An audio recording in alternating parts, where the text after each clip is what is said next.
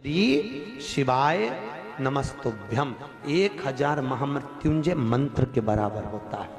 शास्त्र कहता है किसी को हार्ट अटैक आ गया, डॉक्टर बहुत दूर है, एक लोटा पानी लो, उस पानी को पकड़कर श्री शिवाय नमस्तुभ्यम बोलकर कंकर को उठाकर, कंकर जानते हो, किसी भी रोड का किसी भी स्थान का एक पत्थर एक कंकर उठा के पानी के लोटे में डाल दो और श्री शिवाय नमस्तुभ्यम का जाप कर कर 21 बार उतार कर पानी को बाहर फेंक दो। अटैक की बीमारी से भी लोग बच जाते हैं। श्री शिवाय नमस्तुभ्यम का इतना मंत्र का जाप की प्रबलता होती है, इतना मंत्र जाप की प्रखरता। बच्चे बीमार पड़ गए, बुखार आ गया, बुखार उतर ही नहीं रहा, बिल्कुल बहुत समय से लगे, कुछ मत करो, लोटे में पानी लो, थोड़ा सा दूध डाल लो और उसमें एक कंकर डाल लो। कंकर डाला, श्री शिवाय नमस्तुभ्यम बोल के 7 बार उतारो, पीपल के पेड़ में डाल दो, बच्चा स्वस्थ, आराम लग जाए। श्री शिवाय नमस्तुभ्यम मूल मंत्र।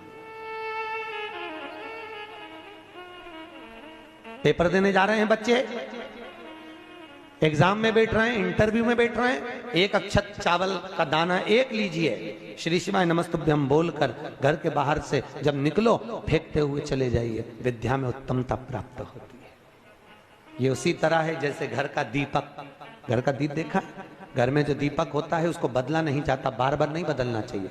घर का दिया जितना पुराना होता है उतना फलदायी होता है। जितना पुराना दीपक घर में रहेगा, या तो 2-3 दिए घर में कर लो, एक पीतल का, स्टील का, जिसका आपको लगाना हो आपकी मर्जी, चांदी का, आदि का आदि, पर उन दियों को बार बार नहीं बदलना। वो 3 दिए सालों साल चलना चाहिए, कम से कम 25-50 साल।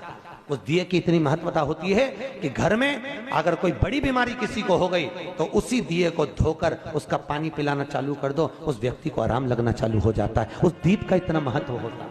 तो दिया कोई सहज नहीं होता, माला कोई सहज नहीं होती, गौमुखी कोई सहज नहीं होती, जिसको तुम जप जप कर जिंदगी निकाल दी। जिस आसन पर बैठकर अपन भजन करते वो आसन श्रेष्ठ हो जाता है, उस आसन की महत्वता बढ़ जाती है।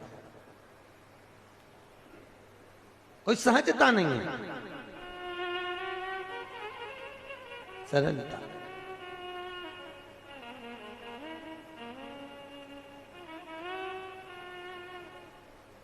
हमारे यहाँ तो अग्रवाल जी, हमारे यहाँ शिव महापुराण की कथा जो उस एरिया में होती है, आंध्रा साइड में होती है या गुजरात, राजस्थान, एमपी साइड में होती है, तो जहाँ पर व्यास वक्ता बैठता है वहाँ पर जजमान रोज आसन बिछाता है, रोज उठाता है।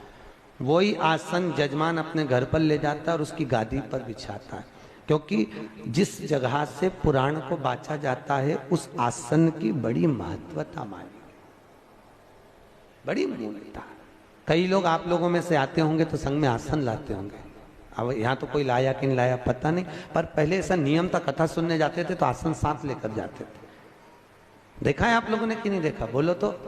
पहले ऐसा होता था, आसन लेकर जाते थे, साथ में बिछाते थे, फिर बैठते। उस आसन की बड़ी महत्वता,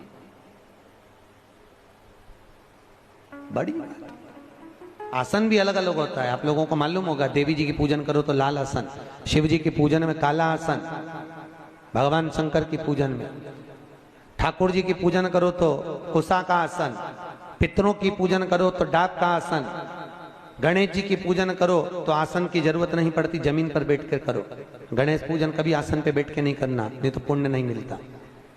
अगर गणेश पूजन आसन पे बैठ के कर ली तो उसका पुण्य समाप्त हो जाता है। गणेश पूजन जमीन पर बैठकर करना चाहिए, भूमि पर। आसन की महत्व